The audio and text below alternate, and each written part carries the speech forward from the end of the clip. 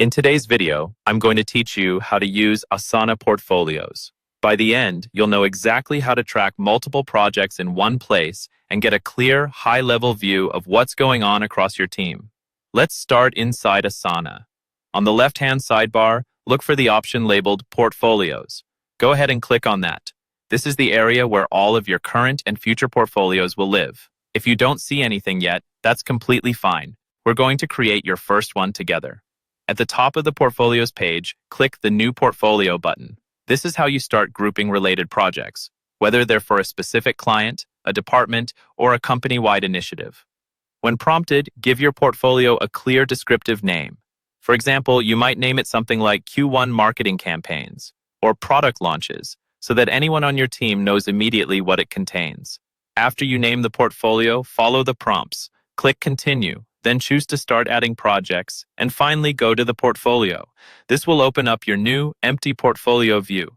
Think of this as your control center for all the projects you're about to bring together. Next, you'll want to add existing work into this portfolio.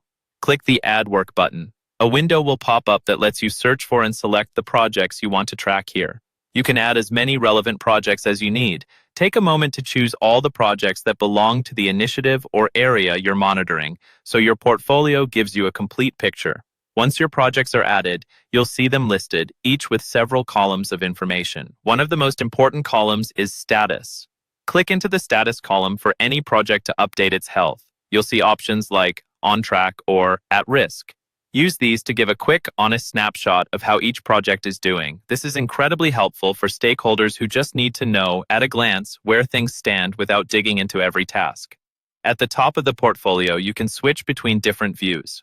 The Timeline tab shows you the schedules of your projects along a calendar, helping you see overlaps, dependencies, and key dates.